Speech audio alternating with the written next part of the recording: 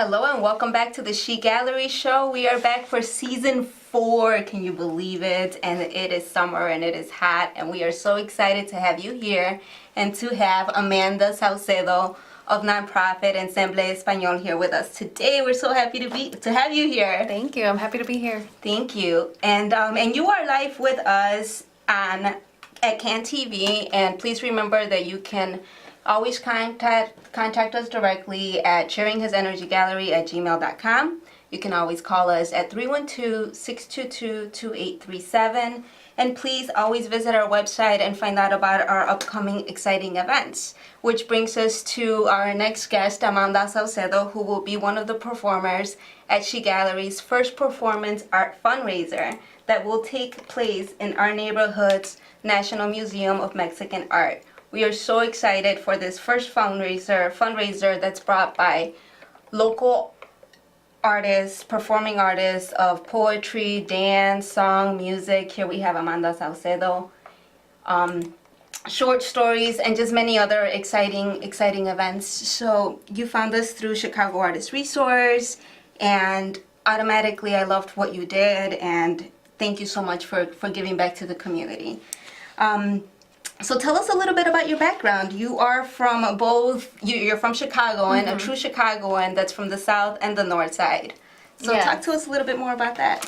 Yeah, so my immediate family, we grew up in the Albany Park neighborhood of Chicago, where I currently reside still. And I have family all throughout Chicago, but primarily in Little Village as well. Where I went to grade school out there by 24th and Kedzie, Canoon Magnet School.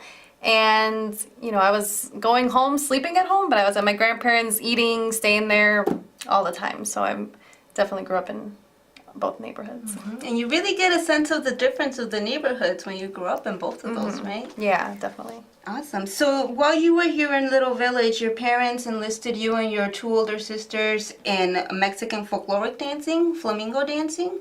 Yeah, before we got into the flamenco, we were in Mexican folkloric. So within my grade school Canoon Magnet, there were 2 directors who came in, and they're really passionate about the culture of Mexican folklore, and so they started a company. And yeah, my sisters and I are 4 years apart, so I have 2 older sisters. They actually got into the company, the after-school program, before I did. And so by the time I got there, we were all actually in the group at one point at the same time. I was in kindergarten, one of my sisters 4th grade, the other one was in 8th grade. So it was nice. 8 to 5, right? Yeah. Yep. Wow. And you're still doing it, still going. Congratulations. And this is not something that was just a hobby. This is something that you knew that you were going to take serious. And after high school, was it after high school that you got involved with Ensemble Español, the nonprofit? Yes. So, again, like my older sisters, they, you know, I was the last one to be in the Mexican folkloric group, as I was the last one to graduate from 8th grade. And then they got into high school, and they transitioned into this organization that's based in Albany Park. So we were dancing in Little Village, and then we ended up in Albany Park, where Still linking these 2 neighborhoods together. That's kind of cool. Yeah, so where that organization is still based there. So they started off in high school there, and then I did the same thing. Once I got into high school, I auditioned. I was taking workshop classes that they offered to the community, and then yeah, I auditioned for their youth company. So they try to they have a youth program as well as a professional program, and that youth program, they offer scholarships, a bunch of opportunities to perform throughout the city. So I started there. Yeah, important. Yeah, it was really influential for sure. And while you're there, you're a student, and suddenly you become an instructor. Yes. So that was one of the things that I definitely appreciated, and I still appreciate from my company, is that they offer so many opportunities, and as opposed to just going in and dancing and then going home, that's it. It was really about giving back to the community. So not only did we perform at theaters throughout the city and also nationwide, but we also go do field trips for Chicago Public Schools, and we go to the schools, to these communities that may not have those resources, access to seeing a dance performance, and we try to give back that way. And then another opportunity was that we continue to offer those community workshop classes.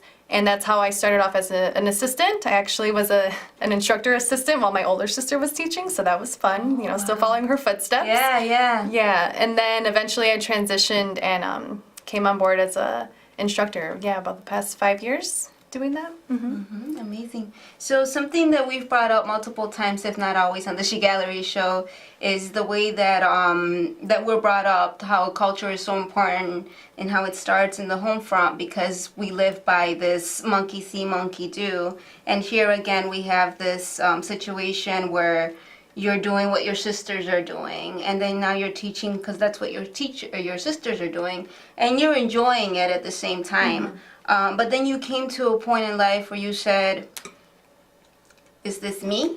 Or am I just following this trail? Which was very smart of you. And you did some soul searching and you went back to school. Yes. And you had already gotten your associate. So you want to talk to us a little bit about how you took advantage of the power of education? Yes. So I said in high school, I started with the Ensemble Español program. And then I went right away after high school to get my associates just because that's what we're told to do, and I didn't really think about it. I just went ahead and did it. And after those 2 years and getting my associates in arts, my company offered a lot of opportunities to travel. We had a lot of tours throughout, the fall time, which was going to be hard for me to be in school. So I took advantage of that. I danced as much as I could, traveled, toured, and then then through Northeastern, they actually opened their doors again. They offer scholarships to Ensemble offers scholarships to Northeastern, where they're based, the nonprofit. And so I definitely took advantage of that. And that's when I decided, after a couple years off, that I was going to go back and get my bachelor's. And you did. And you went back. And this time you went and you got your bachelor's in social work. You wanted to give back to the community. Yes. And that was an entirely different enlightenment. You want to talk to us a little bit about that and why you chose social work? Yes. So it was an interesting process.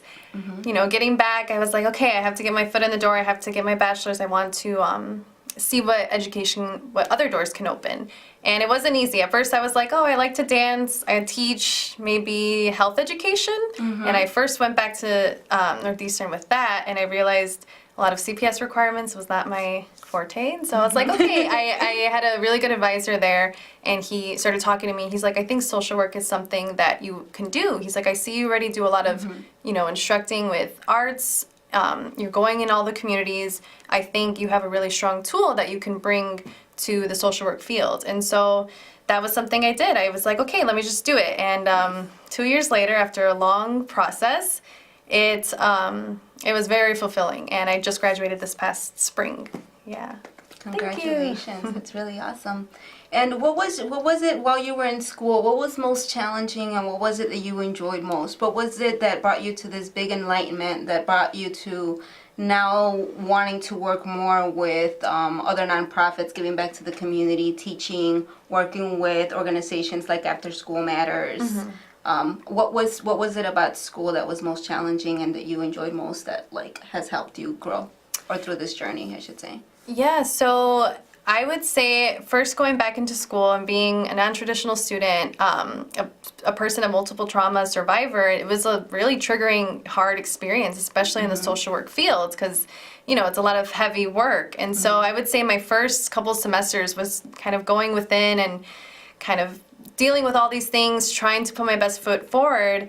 And I would say about my senior year, it kind of turned into, okay, now that I kind of have a better sense of identity of myself, I'm ready to, I've done my work, now I can go ahead and be out in the community, and that way I can work with others and not really have, my own stuff get in the way. So that was a big thing for me. And and then come my senior year, I was interning at an organization in the Hermosa neighborhood of Chicago. They're called En Las Tablas. It's also a nonprofit.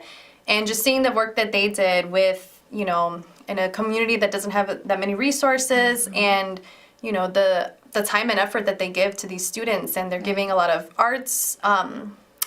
I would say they're like therapy through the arts, because they're teaching a lot of social emotional learning, a lot of skills, life skills, things like that. So that's what really got me more involved, and as well as teaching with a lot of other nonprofits throughout the city, I got a really good sense of what so many pockets throughout the city and these neighborhoods, what they're doing. And it was really impressive to see how everyone's kind of linking social work with the arts and how it's very helpful. It is. For our youth. Yeah, this bridging of these nonprofits that we know are truly giving back to the community because we volunteer so much of what we do is really helping, I think. It's really, really helpful. Many times we talk to people like you who have grown up around these neighborhoods, who understand how important it is to the community and how doable it can be, you know, if we just believe in ourselves a little bit, because that's just half of it. Once you overcome yourself, like you said, you went through your soul searching and you realized, okay, this is what I have to do. Now I'm healthy enough to continue to give back. And it's all therapeutic, you know, like you release and you help them release, and it's just a cycle of goodness. So thank you for doing that and dedicating so much to it and being so honest with yourself to realize that you had to go back to school because you needed to fill that gap of what's missing. You could have easily been comfortable and continued on to the way that, you know, it had been, because you could have easily done that, but you found this important, and now it's completely shifted your entire world. Yes. And now you're also working with children. Can you talk to us a little bit about working with children? You're working with children from the ages of like 3 to mid-20s. And what is it about working with this different age group that you enjoy most, and which age group do you enjoy working with absolutely the most? Because I know that you love working with all of them, and why? Yeah, so, you know, I could be working with a group of 4 to 6-year-olds and just leaving the studio and their smiles and their joy of just being able to move and express themselves. That's always like, oh, my heart, you know, it's really beautiful to see. And then to see, you know, as well, when I'm teaching an older group of students, that's also empowering to see how, you know, whether they're a professional dancer or they're just a beginner, just to see how it can affect each of them. And I would say at the moment, I'm really being empowered by my own high school students. I'm teaching with After School Matters this summer through my organization. And just the things that they're coming up with, you know, many of them don't have experience with dancing. This is brand new to them. And they're here with me, you know, Monday through Thursday, 4 hours a day. And, you know, it could be a long day for teenagers and for them to push through. And, you know, we're only at week 2 and already all the ideas they're coming up with, what they want to do. They love it. They enjoy it. Yeah, they are. They're, you know, it was shy and timid at first. And, you know, today they were just all working together and talking about their own contribution and what they want to do with dance and what message they want to say. And what messages are those that you found so inspiring, as I did? They're political. I mean, they have a voice, and they have a lot of creative ideas that are based, exciting ideas. They want to work with hip hop, and they want to work with, you know, this political aspect with dancing. Was that shocking to you to hear that these high school students want to get involved? It was. I would say a little shocking and almost. I don't want to say disheartening, but it's like the fact that, you know, we know that these big things are going on in the world and it is affecting teens and our youth. And a lot of times we think, oh, their voice doesn't matter. And I'm like, it definitely matters. And it's very clear that it affects them. You know, all I did was, I'm teaching them 3 Spanish dance choreographies, and their 4th one is anything they want. I gave them a white sheet of paper and I said, everyone talk, brainstorm. I'll give you your space and I'll go see what you have later. And when I got up there, someone's like, I'm going to tell you. I'm going to be the spokesperson. I'm like, okay, tell me, you know? Leaders, yes. And, you know, a lot of common themes were we want to talk about the story we want to present in our dances, talking about separation of immigrant families. We want to talk about gun violence. We want to talk about this. It was all these really heavy political issues. And I was touched. And I was like, wow, you know, this is very inspiring. They're like, we want to do this style of dance and this and do that. They're just dreaming so big. And it was beautiful. I'm like, wow, this is all happening. And it's only been 2 weeks, you know. It's amazing. I'm really excited to see what they create. Me too. We're talking about possibly bringing some of these students on in October, so stay in touch. And like you're saying, it is disheartening. It's exciting because it's bittersweet, right? Because you have these students that should not be thinking about this or worried about that, and suddenly they are. But it's really cool to see that they are doing something about it and not just waiting for the adults to figure it out. So these are, we're talking about real leaders, and we're talking about a real possible for a better tomorrow because of this. Yeah. So thank you again for giving back. And it is really exciting. So what is it, I asked you, where do you want to be in the next 5 years, or are you just enjoying your journey? And you said you're just really enjoying your journey. I am, yeah.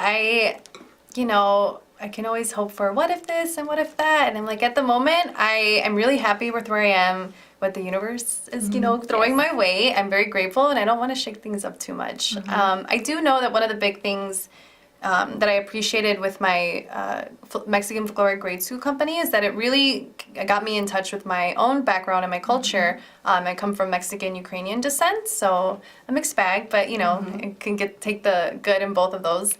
And I really learned about my my culture, and really using that as my voice to bring it back into my art. And I think that's another thing, like that sense of identity. I kind of want to get back in touch with that, and I haven't been home to Mexico in a long time. So, that's something else I see in the future, and I think that's something that'll, have me have a better sense of where I stand, what I want to bring to my art, so I can come back to the city and share with, the rest of the community. I agree. I feel like when you visit like your hometown, and I don't think people realize how hard that is to be here and so far from home, because suddenly you have two homes. And you want to visit your other home more often, but it's kind of far and things are a little difficult right now.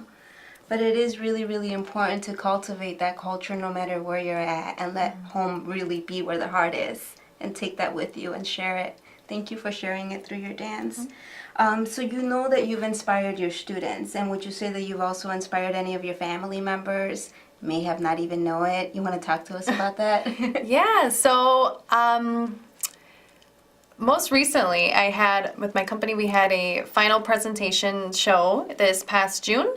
And, as me and my sister, we're actually both still in the company together, which is nice. I think we inspire each other there. And we both invite, our immediate families, some aunts, uncles, and my aunt and uncle brought their children with them. And there are 3 male cousins, and they're actually... Most of my cousins were all hitting the same age, 20s, 30s, and they kind of had a gap, and they're younger. They're like grade school. So, we would definitely try to connect with them, even though most of the cousins are older.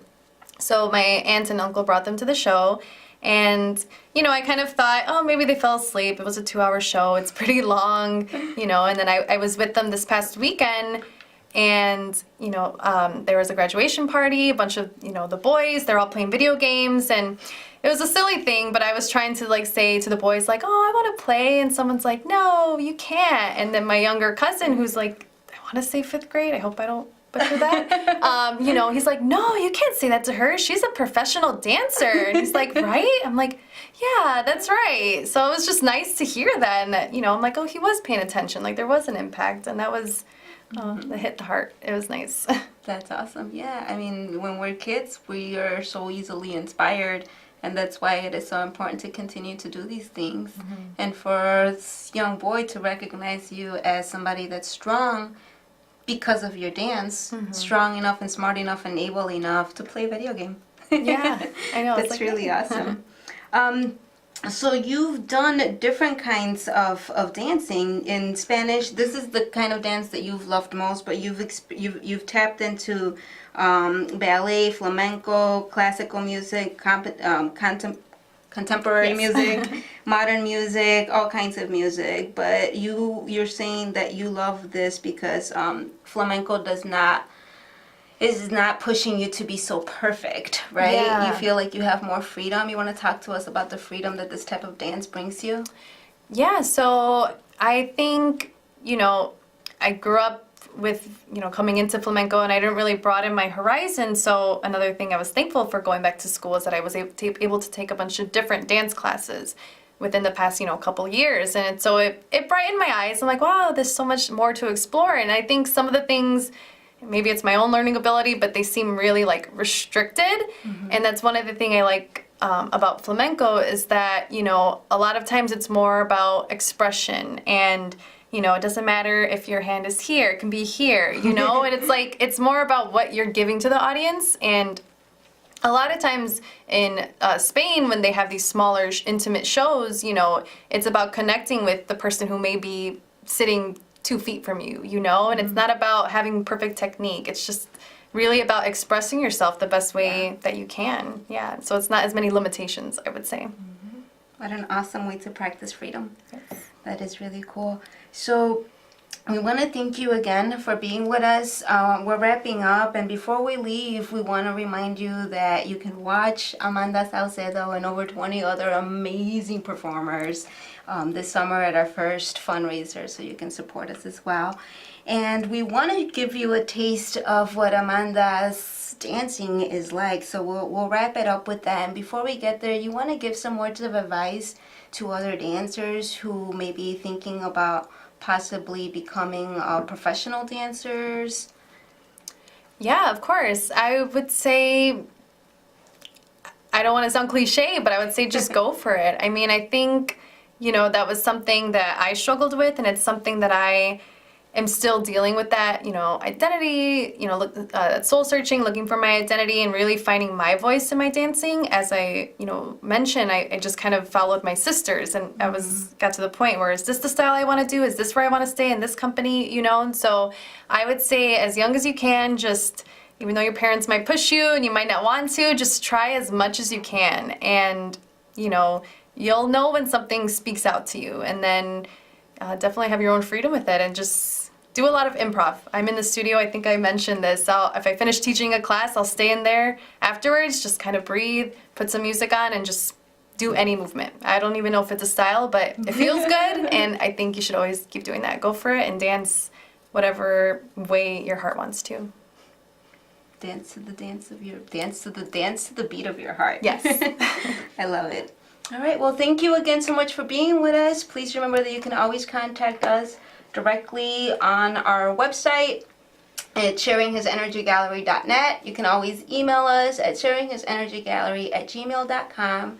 You can call us at 312-622-2837. We want to thank Amanda again, because she's just amazing, for not only being with us today, but also for contributing to our first fundraiser. We know how valuable your time is, and we understand your amazing skill. So thank you so much for giving back, not just to the community, but sharing with us. Yeah, thank you. All right, here we go. We'll see you guys next week with another amazing performer.